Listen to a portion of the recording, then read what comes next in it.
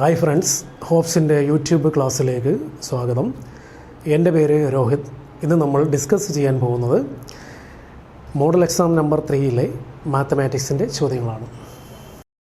First ചോദ്യം ഇങ്ങനെയാണ്: 14, 32, 68, 140 അടുത്ത നമ്പർ ഏത്? ഇതാണ് ചോദ്യം. അപ്പോൾ നമ്മൾ ചെയ്യേണ്ടത് 14 എങ്ങനെ 32 32 എങ്ങനെ 68 68 എങ്ങനെ 140 അതേ ലോജിക്ക് എന്താണോ അത് തന്നെ ഉപയോഗിച്ചാൽ മതി അടുത്ത നമ്പർ കണ്ടുപിടിക്കാൻ. അപ്പോൾ അതിന് വേണ്ടിയതാണ് നോക്കി. 14 എങ്ങനെ 32 എന്ന് ചോദിച്ചാൽ 14 ഈ 14നോട് കൂടി 4 കൂട്ടുക. 14നോട് കൂടി 4 കൂട്ടുമ്പോൾ നമുക്ക് എത്ര വരും? 18. അതായത് 14ഉം 18ഉം കൂടി ചേരുമ്പോൾ അതിൻ്റെ വാല്യൂ എന്ന് പറയുന്നത് എത്ര ആയിരിക്കും? 32. ഇനി 32 എങ്ങനെ 68 എന്ന് ചോദിച്ചു കഴിഞ്ഞാൽ ഈ 32നോട് കൂടി 4 കൂട്ടുക. അത് ഈ 32നോട് കൂടി കൂട്ടിയാൽ മതി എന്ന് പറയുമ്പോൾ 32 പ്ലസ് 32 4 കൂടെ ചേരുമ്പോൾ 36 എന്ന് പറയുമ്പോൾ ഉത്തരം എത്രയായി? 68. ഇനി അടുത്ത് നോക്കി, 68 എങ്ങനെ 140 എന്ന് ചോദിച്ചാൽ ഈ 68നോട് കൂടി 4 കൂട്ടിയത് ഇതിനോട് കൂടി ആഡ് ചെയ്താൽ മതി എന്ന് പറയുമ്പോൾ 68 പ്ലസ് നിങ്ങൾക്ക് 68ഉം 4ഉം കൂടെ ചേരുമ്പോൾ ഉത്തരം എത്ര വരും? 72. ആൻസർ എന്ന് പറയുന്നത് എത്രയായിട്ട് മാറി? 140. അപ്പോൾ നമുക്കൊരു ലോജിക്ക് കിട്ടി. അങ്ങനെയാണെങ്കിൽ ഇവിടുത്തെ ആൻസർ കണ്ടുപിടിക്കാൻ ഈ 140നോട് കൂടി 4 കൂട്ടിയത് ഇതിനോട് കൂടി ചേർത്താൽ മതി. അപ്പോൾ നിങ്ങൾക്ക് 140 പ്ലസ് 144 എന്ന് വരും. ആൻസർ 284 എന്ന് വരും. അപ്പോൾ ഇവിടുത്തെ ആൻസർ എത്രയാണെന്ന് ചോദിച്ചാൽ 284, ഓപ്ഷൻ നമ്പർ സി എന്ന് വരും. നമുക്ക് ആദ്യ ചോദ്യത്തിലേക്ക് കിടക്കാം. ഫസ്റ്റ് ചോദ്യം ഇങ്ങനെയാണ്: 14, 32, 68, 140 തൊട്ടടുത്ത നമ്പർ ഏത്? അപ്പോൾ ഇങ്ങനൊരു ചോദ്യം ചോദിച്ചാൽ ഈ 14 എങ്ങനെ 32 32 എങ്ങനെ 68 68 എങ്ങനെ 140 ഈ 140 ഇനി എന്താകും എന്നുള്ളതാണ് കണ്ടുപിടിക്കേണ്ടത്. അപ്പോൾ നമ്മൾ നോക്കി, 14 എന്ന് പറയുന്ന നമ്പർ 32 അതെങ്ങനെ ആയി എന്ന് ചോദിച്ചാൽ 14നോട് കൂടി 4 കൂട്ടുക. അതായത് ഈ ഫസ്റ്റ് നമ്പറായ 14നോട് കൂടി ആ 14നോട് കൂടി 4 കൂട്ടിയത് കൂട്ടുക എന്ന് പറയുമ്പോൾ 14 പ്ലസ് 18 എന്ന് പറയുമ്പോൾ ഉത്തരം എത്ര ആയിരിക്കും? 32. രണ്ടാമത്തെ നമ്പർ നോക്കി, 32 68 അതെങ്ങനെ കിട്ടിയെന്ന് ചോദിച്ചാൽ ആ നമ്പർ 32 ആണ്. ഈ 32നോട് കൂടി 4 കൂട്ടിയത് അതിനോട് കൂടി കൂട്ടുക എന്ന് പറയുമ്പോൾ 32 പ്ലസ് 36 എന്ന് വരും. ആൻസർ എത്ര ആയിരിക്കും? 68. ഇനി 68 എങ്ങനെ 140 എന്ന് നോക്കിക്കഴിഞ്ഞാൽ 68നോട് കൂടി 68 പ്ലസ് 4 കൂട്ടിയത് അതായത് 72 കൂട്ടുമ്പോൾ നിങ്ങൾക്ക് ഉത്തരം എന്ന് പറയുന്നത് എത്ര ആയിരിക്കും? 140. ഇനി അങ്ങനെയാണെങ്കിൽ നമുക്കൊരു ലോജിക്ക് കിട്ടിയിട്ടുണ്ട്. ഈ ചോദ്യം എങ്ങനെ തൊട്ടടുത്ത നമ്പർ എങ്ങനെ വന്നു എന്നുള്ളൊരു ഐഡിയ നമുക്ക് മനസ്സിലായിട്ടുണ്ട്. ഇതേ ലോജിക്ക് തന്നെ ഉപയോഗിച്ചാൽ നിങ്ങൾക്ക് 140 പ്ലസ് ഇവിടെ നിങ്ങൾക്ക് 140 പ്ലസ് എത്ര വരും? 4. അപ്പോൾ 140നോട് കൂടി 144 ചേർത്താൽ മതി. ആൻസർ എന്ന് പറയുമ്പോൾ 288 എന്ന് വരും. 288 നിങ്ങളുടെ ചോദ്യ പേപ്പറിലെ ഫസ്റ്റ് ഓപ്ഷനാണ്. നെക്സ്റ്റ് ചോദ്യത്തിലേക്ക് കടക്കാം. പിക്കും ക്യൂവിനും ഒരു ജോലി ചെയ്യാൻ യഥാക്രമം 10, 15 ദിവസം വീതം വേണം. രണ്ടുപേരും ഒരുമിച്ച് 5 ദിവസം ജോലി ചെയ്തു. ബാക്കി എത്ര ഭാഗം ജോലിയുണ്ട് എന്നതാണ് ചോദ്യം. അപ്പോൾ നോക്കി, പി എന്ന് പറയുന്ന വ്യക്തിക്ക് ഒരു ജോലി ചെയ്യാൻ 10 ദിവസം വേണം. ക്യൂ എന്ന് പറയുന്ന വ്യക്തിക്ക് അതേ ജോലി ചെയ്യാൻ 15 ദിവസം വേണം. ഇവിടുത്തെ ആകെ ജോലി എന്ന് പറയുന്നത് ഈ തരുന്ന നമ്പറിൻ്റെ LCM ആയിരിക്കും. അതിനാൽ 10ൻ്റെയും 15ൻ്റെയും LCM നമ്മൾ കണ്ടുപിടിക്കണം. അപ്പോൾ 5 കൊണ്ട് ഹരിക്കുമ്പോൾ 2,3 എന്ന് വരും. 5 2 10 3 30 എന്ന് വരും. അപ്പോൾ ഇവിടുത്തെ ആകെ ജോലി അല്ലെങ്കിൽ ടോട്ടൽ വർക്ക് എന്ന് പറയുന്നത് നമ്മൾക്ക് 30 എന്ന് കിട്ടി. ഓക്കെ, ഇനി നോക്കി, ഈ 30 ജോലി ചെയ്യാൻ പി എന്ന് പറയുന്ന വ്യക്തി 10 ദിവസം എടുത്തു എന്നാണ് പറഞ്ഞിരിക്കുന്നത്. അതായത് അയാൾ ഒരു ദിവസം ചെയ്യുന്ന ജോലിയാണ് അയാളുടെ എഫിഷ്യൻസി അല്ലെങ്കിൽ ജോലി ചെയ്യാനുള്ള കഴിവെന്ന് പറയുന്നത്. പി 30 ജോലി ചെയ്യാൻ 10 ദിവസം എടുത്തു എന്നാണ് പറഞ്ഞിരിക്കുന്നത്. അപ്പോൾ പിയുടെ എഫിഷ്യൻസി എത്രയാണെന്ന് ചോദിച്ചാൽ ആ 30നെ 10 വെച്ച് ഹരിച്ചാൽ മതി. അപ്പോൾ പി ഒരു ദിവസം എത്ര ജോലി ചെയ്യും എന്ന് ചോദിച്ചാൽ 3 ജോലി ചെയ്തിരിക്കും. അതേപോലെ ക്യൂ എന്ന് പറയുന്ന വ്യക്തി ഈ 30 ജോലി ചെയ്യാൻ 15 ദിവസം എടുത്തു എന്നാണ് പറഞ്ഞിരിക്കുന്നത്. അപ്പോൾ ഈ ക്യൂ എന്ന് പറയുന്ന വ്യക്തി ഒരു ദിവസം എത്ര ജോലി ചെയ്യുമെന്ന് ചോദിച്ചാൽ ആ 30നെ 15 കൊണ്ട് ഹരിച്ചാൽ മതി. ആൻസർ എന്ന് പറയുമ്പോൾ എത്ര ആയിരിക്കും? 2. അപ്പം നോക്കിക്കേ, ഈ ചോദ്യത്തിൽ ആകെ ജോലി എന്ന് പറയുന്നത് 30 എന്ന് കിട്ടി. പി എന്ന് പറയുന്ന വ്യക്തി ഒരു ദിവസം ചെയ്യുന്ന ജോലി അയാളുടെ കഴിവെന്ന് പറയുന്നത് 3 എന്ന് കിട്ടി. ക്യൂവിൻ്റെ ആണെങ്കിൽ 2 എന്നും കിട്ടി. ഇനി ചോദ്യത്തിൽ പറഞ്ഞിട്ടുണ്ട് ഇവർ രണ്ടുപേരും കൂടി ഒരുമിച്ച് 5 ദിവസം ജോലി ചെയ്തു എന്നാണ് പറഞ്ഞിരിക്കുന്നത്. അങ്ങനെയാണെങ്കിൽ ഇവർ ചെയ്ത ജോലി എത്രയാണെന്ന് ചോദിച്ചാൽ പി ഒരു ദിവസം 3 ജോലിയും ക്യു ഒരു ദിവസം 2 ജോലിയും വെച്ച് അവർ രണ്ടുപേരും കൂടി ചേർന്നാൽ ഒരു ദിവസം 5 ജോലി ചെയ്യും. അങ്ങനെ ഒരു ദിവസം 5 ജോലി വെച്ച് അവർ ആകെ 5 ദിവസം ജോലി ചെയ്തു എന്ന് പറയുമ്പോൾ അവർ 25 ജോലി ചെയ്ത് കഴിഞ്ഞിട്ടുണ്ട്. ആകെ 30 ജോലി ഉള്ളതിൽ 25 ജോലി അവർ ചെയ്ത് കഴിഞ്ഞു. ഇനി ബാക്കി ജോലി എത്രയുണ്ടെന്ന് ചോദിച്ചാൽ 30-ൽ നിന്നും ആ ചെയ്ത ജോലിയായ 25 കുറച്ചാൽ മതി. അപ്പോൾ നിങ്ങൾക്ക് 30-ൽ നിന്നും 25 കുറയ്ക്കുമ്പോൾ ബാക്കി ജോലി ഇനി എത്രയുണ്ടായിരിക്കും? 5 ഉണ്ടായിരിക്കും. ഓക്കെ ആണല്ലോ. ഈ ബാക്കി എന്ന് പറയുന്ന 5 എന്ന് പറയുന്നത് ആകെയുള്ളതിൻ്റെ എത്ര ഭാഗമാണെന്നാണ് ചോദിച്ചിരിക്കുന്നത്. അത് എത്രയെന്ന് ചോദിച്ചു കഴിഞ്ഞാൽ ആകെ ജോലി 30 ഇനി ബാക്കി എന്ന് പറയുമ്പോൾ എത്ര ജോലി ഉണ്ടായിരിക്കും? 5. 30-ൽ 5 ഭാഗം ഇനി ബാക്കി ചെയ്യാനായിട്ടുണ്ട്. അതിന് തുല്യമായ ഭിന്നസംഖ്യ എത്രയാണെന്ന് ചോദിച്ചാൽ ഉത്തരം 1/6 എന്ന് വരും. അതായത് 5 കൊണ്ട് 30-നെ ഹരിക്കുമ്പോൾ 1/6 എന്ന് വരും. നെക്സ്റ്റ് ചോദ്യം ഇങ്ങനെയാണ്. പെർസെൻറ്റേജിനെ പ്ലസ് എന്നും ഹാഷിനെ മൈനസ് എന്നും ഡോളറിനെ ഹരണമെന്നും സ്റ്റാറിനെ ഇൻറ്റു എന്നും എഴുതിയാൽ ഈ തന്നിരിക്കുന്നതിൻ്റെ ഉത്തരം എന്തായിരിക്കും എന്നതാണ് ചോദ്യം. നമ്മൾ ഈ ബോഡ് മാസ് റൂൾ കണ്ടിട്ടുണ്ടായിരിക്കും. ബോഡ് മാസ് എന്ന് പറയുമ്പോൾ BODMAS എന്ന് പറയുമ്പോൾ ഇത് ബ്രാക്കറ്റ്, ഇത് ഓഫ്, ഡി എന്ന് പറഞ്ഞാൽ ഹരണം, എം എന്ന് പറഞ്ഞാൽ മൾട്ടിപ്ലിക്കേഷൻ ഗുണനം, എ എന്ന് പറഞ്ഞാൽ അഡീഷൻ്റെ പ്ലസ്, എസ് എന്ന് പറഞ്ഞാൽ മൈനസ് കുറയ്ക്കുക. അങ്ങനെയാണെങ്കിൽ നോക്കിയേ ഇതിൻ്റെ ആൻസർ എന്തായിരിക്കും എന്നതാണ് ചോദ്യം. അപ്പോൾ നമ്മൾ ആദ്യം ചെയ്യേണ്ടതെന്ന് വെച്ചാൽ ഈ ചിഹ്നത്തിന് പകരം അവർ നൽകിയിരിക്കുന്ന ചിഹ്നങ്ങൾ, അവർ പറഞ്ഞിരിക്കുന്ന ചിഹ്നങ്ങൾ ഏതാണോ അത് ആദ്യം നമ്മൾ നൽകുക. അപ്പോൾ ഇവിടെ നിങ്ങൾക്ക് ഡോളറിന് പകരം നമ്മൾക്ക് ഏത് സിമ്പിൾ കൊടുക്കാം? ഹരണം. ആൻഡ് സ്റ്റാറിന് പകരം നമുക്ക് ഏത് സിമ്പിൾ കൊടുക്കാം? ഇൻറ്റു. ആൻഡ് പെർസെൻറ്റേജിന് പകരം ഏത് കൊടുക്കാം? പ്ലസ് കൊടുക്കാം. ആൻഡ് ഹാഷിന് പകരം എന്ത് കൊടുക്കാം? മൈനസ്. ആൻഡ് വീണ്ടും ഡോളറിന് പകരം എന്ന് പറയുന്നത് പെർസെൻറ്റേജ് ആയിരിക്കും. ആൻഡ് പെർസെൻറ്റേജിന് പകരം എന്ത് വരും? പ്ലസ് വരും. ആൻഡ് സ്റ്റാറിന് പകരം എത്ര വരും? 5. ഇനി നമുക്ക് ഇതിൻ്റെ ആൻസർ ചെയ്യാം. നോക്കിക്കേ, ഇവിടെ നിങ്ങൾക്ക് ഹരണമുണ്ട്, ഗുണനമുണ്ട്, പ്ലസ് കൂട്ടുക ആൻഡ് കുറയ്ക്കുക, ഇവിടെ എല്ലാം വന്നിട്ടുണ്ട്. നമ്മൾ ബോഡ് മാസ് റൂൾ പ്രകാരം ഹരണം ഗുണനം പ്ലസ് മൈനസ് വന്നാൽ ഹരണം ഗുണനം പ്ലസ് മൈനസ് ഈ 4 ഓപ്പറേഷൻസിൽ ആദ്യം നമ്മൾ ചെയ്യേണ്ടത് ഏതായിരിക്കണം? ഹരണം. അങ്ങനെ ചെയ്യുമ്പോൾ എന്താണ് നോക്കി, ഇവിടെ ഒരു ഹരണമുണ്ട്, ഇവിടെയും ഒരു ഹരണമുണ്ട്. ആദ്യം നമ്മളത് ചെയ്യുകയാണെങ്കിൽ 5 ഹരണം 5 എന്ന് പറയുമ്പോൾ എത്ര വരും? 1 ഇൻറ്റു 5 തന്നെ വരും. ഇവിടെ പ്ലസ് 5 വരും. മൈനസ് താണ് നോക്കി, 5 ഹരണം 5 എന്ന് പറയുമ്പോൾ 1 ആയിരിക്കും, പ്ലസ് 5 ഉണ്ടായിരിക്കും, ഇൻറ്റു എത്ര ഉണ്ടായിരിക്കും? 5. ഇനി നമ്മൾ നോക്കിക്കഴിഞ്ഞാൽ ഇവിടെ ഗുണനമുണ്ട്, പ്ലസ് ഉണ്ട്, മൈനസ് ഉണ്ട്, പ്ലസ് ഉണ്ട്, ഗുണനമുണ്ട്. അപ്പം നമ്മൾ നോക്കി ഗുണനം പ്ലസ് മൈനസ്, ഇതിൽ ആദ്യം ചെയ്യേണ്ടത് ആരായിരിക്കും? ഗുണനമായിരിക്കും. അപ്പോൾ ഗുണനം ചെയ്യുമ്പോൾ എന്താണ് നോക്കി, ഇവിടെ ഒരു ഗുണനമുണ്ട്, ഇവിടെയും ഒരു ഗുണനമുണ്ട്. അപ്പോൾ ചെയ്യുമ്പോൾ നോക്കിക്കേ 5 + 5 -1 5 × 5 എന്ന് പറയുമ്പോൾ പ്ലസ് എത്ര ആയിരിക്കും? 25. ഓക്കെ ആണല്ലോ. ഇനി നോക്കി, ഇനി നമുക്കിവിടെ പ്ലസും മൈനസും മാത്രമേ ഉള്ളൂ. ഈ പ്ലസും മൈനസും വരുമ്പോൾ ആദ്യം ആരെ ചെയ്യണമെന്ന് ചോദിച്ചാൽ എന്ത് ചെയ്യണം? പ്ലസ് ചെയ്യണം. പ്ലസ് ചെയ്യുമ്പോൾ നോക്കി, ഇവിടെ ഒരു പ്ലസുമുണ്ട്, ഇവിടെ ഒരു പ്ലസുമുണ്ട്. അപ്പോൾ ചെയ്യുമ്പോൾ നിങ്ങൾക്ക് 5 + 5 എന്ന് പറയുമ്പോൾ എത്ര ആയിരിക്കും? 10.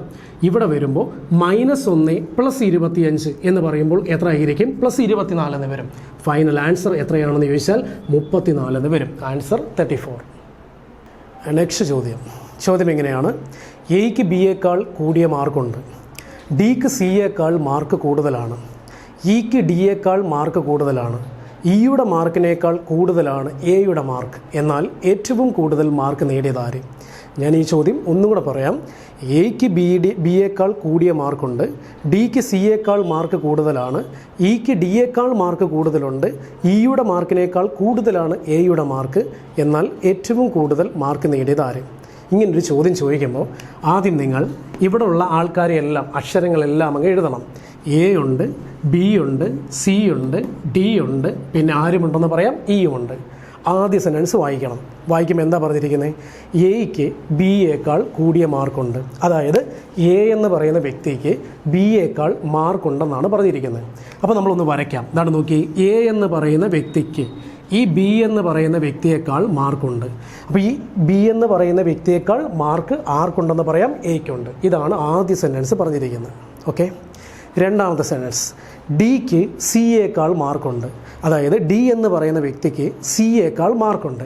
അപ്പോൾ ഡി എന്ന് പറയുന്ന വ്യക്തിക്ക് ഈ സിയേക്കാൾ മാർക്കുണ്ട് ആർക്കെന്നാണ് പറഞ്ഞിരിക്കുന്നത്? ഡിക്ക്. അതായത് സിയേക്കാൾ ഉയർന്ന മാർക്കുണ്ട് ആർക്കുണ്ട്? ഡിക്ക്. ഇനി അടുത്ത സെൻറ്റൻസ് പറഞ്ഞിരിക്കുന്നത് ഇ എന്ന് പറയുന്ന വ്യക്തിക്ക് ഡിയേക്കാൾ മാർക്ക് കൂടുതലാണ്. ഈ ഡിയേക്കാൾ മാർക്ക് കൂടുതലാണ് ആർക്കെന്നാണ് പറഞ്ഞിരിക്കുന്നത്? ഇക്ക്. ഈ ഡിയേക്കാൾ മാർക്ക് കൂടുതലാണ് ആർക്കെന്നാണ് പറഞ്ഞിരിക്കുന്നത്? ഇക്ക്. അപ്പോൾ നിങ്ങളൊന്ന് നോക്കിയേ, സിയേക്കാൾ മാർക്ക് ആർക്കുണ്ടെന്നാണ് പറഞ്ഞിരിക്കുന്നത്? ഡിക്ക്. അതിനേക്കാൾ മാർക്ക് ആർക്കുണ്ടെന്നാണ് പറഞ്ഞിരിക്കുന്നത്? ഇക്ക്. ഇത്രയും ഓക്കെയാണേ. ഇനി പറഞ്ഞിരിക്കുന്നത് ഇയുടെ മാർക്കിനേക്കാൾ കൂടുതലാണ് എയുടെ മാർക്ക്. ഈ ഇയുടെ മാർക്കിനേക്കാൾ കൂടുതലാണ് ആരുടെ മാർക്ക് എന്നാണ് പറഞ്ഞിരിക്കുന്നത്? എയുടെ മാർക്ക്. ഈ എയുടെ മാർക്ക് ഇയുടെ മാർക്കിനേക്കാൾ എന്തെന്നാണ് പറഞ്ഞിരിക്കുന്നത്? കൂടുതലാണ്. അപ്പോൾ നോക്കിക്കേ, ഒന്നുകൂടെ നോക്കിയേ, എയേക്കാൾ മാർക്ക് കുറവാണ് ബിക്ക്. ഓക്കെയാണ്. അപ്പോൾ ഇവർ രണ്ടുപേരെയും കമ്പയർ ചെയ്യുമ്പോൾ ഏറ്റവും കൂടുതൽ മാർക്ക് എയ്ക്കാണ്. പിന്നെ പറഞ്ഞിരിക്കുന്നത് സിയേക്കാൾ മാർക്ക് കൂടുതലാണ് ഡിക്ക്. ഓക്കെ, ഈ ഡിയേക്കാൾ മാർക്കുണ്ട് ഇക്ക്. പിന്നെ പറഞ്ഞിരിക്കുന്നത് ഇയേക്കാൾ മാർക്കുണ്ട് ആർക്കെന്നാണ് പറഞ്ഞിരിക്കുന്നത്? എയ്ക്ക്. അപ്പോൾ ഏറ്റവും കൂടുതൽ മാർക്ക് ഉള്ളത് ആരാന്ന് ചോദിച്ചാൽ ആൻസർ എത്ര പറയാൻ പറ്റും? എ. നെക്സ്റ്റ് ചോദ്യം എങ്ങനെയാണ്? മലയാളം ഹിന്ദി എങ്കിൽ ആന ഡാഷ്. ഇത് നമ്മുടെ അനലോഗിയിലെ ചോദ്യമാണ്, സമാന ബന്ധം. അപ്പോൾ നോക്കിയേ, മലയാളവും ഹിന്ദിയും തമ്മിൽ എങ്ങനെ ബന്ധപ്പെട്ടിരിക്കുന്നു നോക്കുക. മലയാളം എന്ന് പറഞ്ഞാൽ സംസ്ഥാന ഭാഷ, നമ്മുടെ മാതൃഭാഷയാണ്. ഹിന്ദി എന്ന് പറഞ്ഞാൽ നമ്മളുടെ ദേശീയ ഭാഷയാണ് ഹിന്ദി. അങ്ങനെയാണെങ്കിൽ സംസ്ഥാന മൃഗമാണ് ആന. ദേശീയ മൃഗം ഏതാണോ അതായിരിക്കും ഉത്തരം. എന്ന് പറയുമ്പോൾ ഉത്തരം കടുവയായിരിക്കും. നെക്സ്റ്റ് ചോദ്യം, രാഹുൽ ഒരു വസ്തു വാങ്ങിയപ്പോൾ അതിൽ രേഖപ്പെടുത്തിയിരിക്കുന്ന വിലയേക്കാൾ 30% കുറവ് ലഭിച്ചു. അത് 25% ലാഭത്തിന് 8,750 രൂപയ്ക്ക് വിറ്റു എങ്കിൽ അതിൽ രേഖപ്പെടുത്തിയിരുന്ന വില എത്രയായിരുന്നു എന്നതാണ് ചോദ്യം. അപ്പോൾ രാഹുൽ ഒരു വസ്തു മേടിച്ചു, അതിനതിൽ രേഖപ്പെടുത്തിയിരിക്കുന്ന വിലയുണ്ട്, പ്രിൻ്റഡ് വില എന്ന് വെച്ചാൽ നമ്മളുടെ MRP, ആ വിലയേക്കാൾ 30% കുറവ് ലഭിച്ചു. അത് അയാൾ 25% ലാഭത്തിന് വിറ്റു എന്നാണ് പറഞ്ഞിരിക്കുന്നത്. അപ്പോൾ 25% ലാഭത്തിന് വിറ്റപ്പോൾ 8,750 രൂപ അയാൾക്ക് ലഭിച്ചു എങ്കിൽ ആ പ്രിൻ്റ് ചെയ്തിരുന്ന വില എത്രയായിരിക്കുമെന്നാണ് ചോദ്യം. അപ്പോൾ ഈ ചോദ്യം ചെയ്യുന്നതിന് മുമ്പ് 1-2 ചെറിയ കാര്യങ്ങൾ പറഞ്ഞുതരാം. നമ്മൾ എല്ലായ്പ്പോഴും ഈ ശതമാനത്തിൽ ആകെ എന്ന് പറഞ്ഞാൽ 100% എന്ന് പറയും. എല്ലായ്പ്പോഴും ആകെ എന്ന് പറയുമ്പോൾ എത്ര പറയും? 100% എന്ന് പറയും. ഇനി ലാഭം ലഭിക്കുക, വില കൂടുക എന്നൊക്കെ പറയുമ്പോൾ നമ്മൾ 100+ എന്ന് പഠിക്കണം. ഇപ്പോൾ പറയുകയാണ് 20% ലാഭം ലഭിച്ചു എന്ന് പറഞ്ഞാൽ 100 + 20 120% ലഭിച്ചു എന്ന് പറയാം. 10% ലാഭം ലഭിച്ചു എന്ന് പറഞ്ഞാൽ 100 + 10 110% ലഭിച്ചു എന്ന് പറയാം. അതേപോലെ നഷ്ടം സംഭവിച്ചു, വില കുറഞ്ഞു, അല്ലെങ്കിൽ ഡിസ്കൗണ്ട് വന്നു എന്നൊക്കെ പറയുകയാണെങ്കിൽ 100- എന്ന് പറയാം. ഇപ്പോൾ പറയുകയാണ് 20% വില കുറച്ച് മേടിച്ചു എന്ന് പറഞ്ഞാൽ 100 - 20 80% വിലയ്ക്ക് മേടിച്ചു എന്ന് പറയാം. ഇനി പറയുകയാണ് മമ്മൂട്ടിയുടെ വരുമാനം 20% കുറച്ചു എന്ന് പറഞ്ഞു കഴിഞ്ഞാൽ 100 - 20 കുറയ്ക്കുമ്പോൾ മമ്മൂട്ടിയുടെ വരുമാനം ഇപ്പോൾ എത്ര ശതമാനമേ ഉള്ളൂ? 80% ഉള്ളൂ. അപ്പോൾ നോക്കി, എല്ലായ്പ്പോഴും ആകെ എന്ന് പറഞ്ഞാൽ 100%. ലാഭം ലഭിച്ചു, വില കൂടി എന്നൊക്കെ പറയുകയാണെങ്കിൽ 100+ ആയിരിക്കും. നഷ്ടം സംഭവിച്ചു, വില കുറഞ്ഞു, ഡിസ്കൗണ്ട് നൽകി എന്നൊക്കെ പറയുമ്പോൾ 100 എന്തായിരിക്കും? മൈനസ് ആയിരിക്കും. ഇപ്പോൾ ചോദ്യം എങ്ങനെയാണ്? രാഹുൽ ഒരു വസ്തു അതിൽ രേഖപ്പെടുത്തിയ വിലയേക്കാൾ 30% കുറവിൽ മേടിച്ചു എന്ന് പറഞ്ഞാൽ രേഖപ്പെടുത്തിയിരിക്കുന്ന വിലയുടെ 70% വില കൊടുത്ത് മേടിച്ചു എന്ന് പറയുമ്പോൾ അതിൽ രേഖപ്പെടുത്തിയ വിലയുടെ 70% വിലയ്ക്കാണ് മേടിച്ചത്. ഓക്കെ ആണല്ലോ. എന്നിട്ട് ആ വ്യക്തി ആ സാധനം 8,750 രൂപയ്ക്ക് വിറ്റു എന്ന് പറയുന്നു. വിറ്റു എന്ന് പറഞ്ഞപ്പോൾ പിന്നെ ഒരു കണ്ടീഷനോട് പറഞ്ഞിട്ടുണ്ട്, അയാൾക്ക് അങ്ങനെ വിറ്റപ്പോൾ 25% ലാഭം കിട്ടി. അതായത് ഈ മേടിച്ച സാധനം 8,750 രൂപയ്ക്ക് വിറ്റപ്പോൾ അയാൾക്ക് 25% ലാഭം കിട്ടി. എന്തിൻ്റെ 25%? ഈ വാങ്ങിയ വിലയുടെ 25% ലാഭം എന്ന് പറയുമ്പോൾ എത്ര ആയിരിക്കും? 125. അപ്പോൾ നോക്കി, രേഖപ്പെടുത്തിയിരിക്കുന്ന വിലയിൽ നിന്നും 30% വില കുറച്ച് മേടിച്ചു, അതായത് 70% വിലയ്ക്ക് മേടിച്ചു. 8,750 രൂപയ്ക്ക് വിറ്റപ്പോൾ അയാൾക്ക് 25% ലാഭം കിട്ടിയെന്ന് പറഞ്ഞാൽ 125% കിട്ടി. ഓക്കെ ആണല്ലോ. അങ്ങനെയാണെങ്കിൽ ആ രേഖപ്പെടുത്തിയ വില എത്രയാണെന്ന് ചോദിച്ചാൽ 8,750 ഇൻറ്റു ഈ 8,750 ഇൻറ്റു ഇവിടെ 70/100 ഒരു ഭിന്നസംഖ്യയാണ്. അത് സമത്തിനപ്പുറം പോകുമ്പോൾ തിരിച്ചിട്ട് ഗുണിക്കുക എന്ന് പറയുമ്പോൾ നിങ്ങൾക്ക് 100/70 ഇൻറ്റു ഇവിടെ 100/ ഉത്തരം എത്ര ആയിരിക്കും? 125. ഓക്കെ ആണല്ലോ. അങ്ങനെയാണെങ്കിൽ നിങ്ങൾക്ക് ഈ ഒരു പൂജ്യവും ക്യാൻസലായിപ്പോയി. നിങ്ങൾ 875-നെ 7 കൊണ്ട് ഹരിക്കുകയാണെങ്കിൽ 1 7 2 7 14 ആൻഡ് 7 5 35 എന്ന് വരും. 135 എന്ന് വരും. നിങ്ങൾക്ക് 125 കൂടെ ഹരിച്ചു 100 × 100 ആൻസർ എന്ന് പറയുമ്പോൾ 10,000 രൂപ എന്ന് വരും. അതായത് ഒന്നുകൂടെ പറയാൻ നോക്കി, രേഖപ്പെടുത്തിയ വിലയിൽ നിന്നും 30% കുറച്ച് മേടിച്ചു എന്ന് പറഞ്ഞാൽ രേഖപ്പെടുത്തിയ വിലയുടെ 70% വില കൊടുത്ത് മേടിച്ചു. അയാൾ 8,750 രൂപയ്ക്ക് അത് വിറ്റു എന്ന് പറയുമ്പോൾ ഈ വാങ്ങിയ വിലയുടെ 25% ലാഭം 125% കിട്ടി. അത് ഈക്വലാണ് 8,750. ഇപ്പോൾ രേഖപ്പെടുത്തിയ വില എന്താണെന്ന് ചോദിച്ചാൽ 8,750 × 100/70 × 100/125. ഉത്തരം 10,000 രൂപ എന്ന് വരും. നെക്സ്റ്റ് ചോദ്യം, ഒരു മട്ടത്രികോണത്തിൻ്റെ കർണം 1/2 മീറ്ററും മറ്റൊരു വശം 1/2 മീറ്ററുമായാൽ അതിൻ്റെ ചുറ്റളവ് എത്രയായിരിക്കും എന്നതാണ് ചോദ്യം. അവിടെ നമ്മൾ √2ൻ്റെ വാല്യൂ എന്ന് പറയുന്നത് 1.414 എന്ന് യൂസ് ചെയ്യണം. ചോദ്യത്തിൽ മട്ടത്രികോണത്തിൻ്റെ കർണം എന്ന് പറയുന്നത് 1/2 മീറ്റർ എന്ന് വെച്ചാൽ ദശാംശ സംഖ്യയാക്കുമ്പോൾ 1.5 മീറ്റർ. അതിൻ്റെ ഒരു വശം 1/2 മീറ്റർ, അതിനെ ദശാംശ സംഖ്യയാക്കുമ്പോൾ 0.5 മീറ്റർ. ഓക്കെ, അപ്പോൾ നമ്മൾ ഇതൊരു മട്ടത്രികോണമാണ്, ഇതിനെ ഇതിൻ്റെ പാദമെന്നും ഇതിനെ ഇതിൻ്റെ ലംബമെന്നും ഇതിൻ്റെ കർണമെന്നും നമ്മൾ പറഞ്ഞാൽ നമ്മൾ കേട്ടിട്ടില്ലേ, പാദം equal to √ Karnam square minus ലംബം സ്ക്വയർ എന്ന് പറയാം. ഇവിടെ നിങ്ങൾക്ക് കർണമെന്ന് പറയുന്നത് 1.5ൻ്റെ √1.5ൻ്റെ സ്ക്വയറെ മൈനസ് നിങ്ങൾക്ക് 0.5ൻ്റെ സ്ക്വയർ എന്ന് വരും. ഈ 1.5ൻ്റെ സ്ക്വയർ എന്ന് പറയുന്നത് 2.25 എന്ന് വരും. 0.5ൻ്റെ സ്ക്വയർ എന്ന് പറയുന്നത് നിങ്ങൾക്ക് 2.2 എത്ര എന്ന് വരും, 5. അപ്പോൾ നിങ്ങൾക്ക് 2.25 അതായത് 2.25 0.25 കുറച്ചാൽ ഉത്തരം നിങ്ങൾക്ക് എത്ര വരും, 2 എന്ന് വരും. √2 എന്ന് വരും. ഈ √2ൻ്റെ വില ചോദ്യത്തിൽ അവർ തന്നിട്ടുണ്ട് 1.414. അപ്പോൾ √2 എന്ന് പറഞ്ഞാൽ 1.414. അപ്പോൾ ഈ പാദം എന്ന് പറയുന്നത് 1.414 എന്ന് കിട്ടും. അപ്പോൾ നോക്കി, ചോദ്യത്തിൽ പറഞ്ഞിരിക്കുന്നത് കാരണം ഏറ്റവും നീളം കൂടിയ വശം 1.5, ഒരു വശം 0.5, നമ്മൾ കണ്ടുപിടിച്ചു അടുത്ത വശം 1.414. ഓക്കെ ആണേ. ഇനി ചോദിച്ചിരിക്കുന്നത് ചുറ്റളവ് എന്താണെന്ന് ചോദിച്ചത്. ചുറ്റളവ് എന്താണെന്ന് ചോദിച്ചാൽ ഈ 3 വശത്തിൻ്റെയും കൂടി അളവുകൾ കൂട്ടിവെച്ചാൽ മതി. അപ്പോൾ കർണമെന്ന് പറയുന്നത് 1.5 ആയിരിക്കും, അടുത്ത വശമെന്ന് പറയുന്നത് 0.5 ആയിരിക്കും. ഇപ്പോൾ നമ്മൾ കണ്ടുപിടിച്ചത് 1.414 ആയിരിക്കും. ഇത് കൂട്ടിക്കഴിയുമ്പോൾ 4 1 5 5 10 4 14 1 1 2 1 3 ആൻസർ 3 എത്ര എന്ന് വരും, 4 1 എന്ന് വരും. നെക്സ്റ്റ് ചോദ്യം, DRAMA ഡ്രാമ എന്ന് പറയുന്നതിനെ AVXOX എന്ന് എഴുതാം എങ്കിൽ വേൾഡ് WORLD എങ്ങനെ എഴുതാൻ പറ്റും എന്നതാണ് ചോദ്യം. അപ്പോൾ നമ്മൾ ചെയ്യേണ്ട കാര്യം, D എന്ന് പറയുന്നത് എങ്ങനെ A ആയി, R എങ്ങനെ V ആയി, A എങ്ങനെ X ആയി, M എങ്ങനെ O ആയി, A എങ്ങനെ X ആയി എന്ന് നോക്കുക. അതേ ഐഡിയോളജി തന്നെ ഈ വേൾഡിൽ യൂസ് ചെയ്താൽ ഇതിൻ്റെ ആൻസർ കിട്ടും. അപ്പോൾ നോക്കി, D എങ്ങനെ A ആയെന്ന് ചോദിച്ചാൽ 1 2 3 പിറകിലോട്ട്, ഡിക്ക് പിറകിലോട്ട് 3ാമത്തെ അക്ഷരമാണ് എന്ന് പറയുന്നത് A. അടുത്ത R എങ്ങനെ V ആയെന്ന് ചോദിച്ചു കഴിഞ്ഞാൽ ആറിന് മുന്നോട്ട് 1 2 3 4ാമത്തെ അക്ഷരമാണ് V എന്ന് പറയുമ്പോൾ മുന്നോട്ട് 4ാമത്തെ അക്ഷരം. ഇനി A എങ്ങനെ X ആയി എന്ന് ചോദിച്ചാൽ Aക്ക് പിറകിൽ 1 2 3 പിറകിലോട്ട് 3ാമത്തെ അക്ഷരമാണ് X. M എങ്ങനെ O ആയി എന്ന് ചോദിച്ചു കഴിഞ്ഞാൽ 1 2 എമ്മിന് മുന്നോട്ട് 2ാമത്തെ അക്ഷരമാണ് എന്ന് പറഞ്ഞിരിക്കുന്നത് O.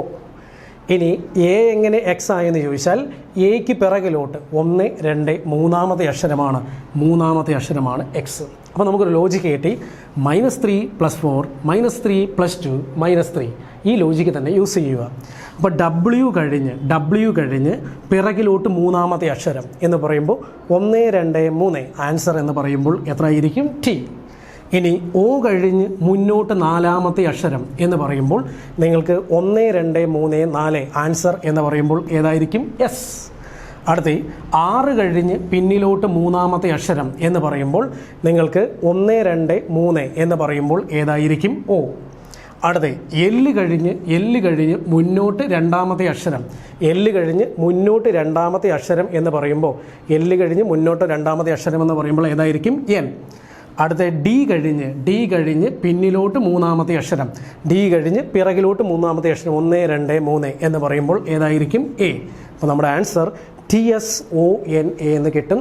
ഉത്തരം എ ഓപ്ഷൻ. നെക്സ്റ്റ് ചോദ്യം, x - y = 5, x² - y² = 55 എങ്കിൽ വൈയുടെ വില എന്ത്?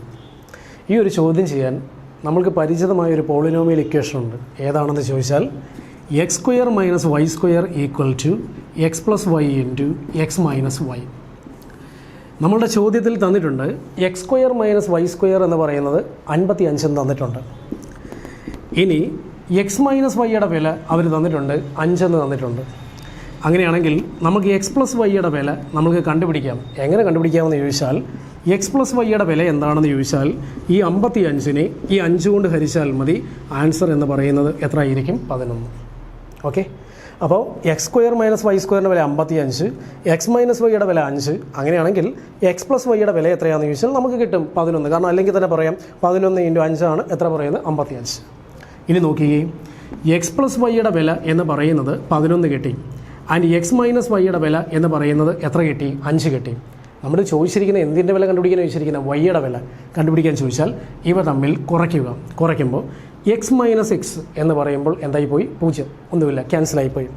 ഇവിടെ വൈയിൽ നിന്നും ഈ -y കുറയ്ക്കുമ്പോൾ 11 - 5 എന്ന് പറയുമ്പോൾ എത്ര ആയിരിക്കും? 6. അതായത് y + y വില എന്ന് പറയുന്നത് എത്ര ആയിരിക്കും? 6. 2y വില എത്ര ആയിരിക്കും? 6.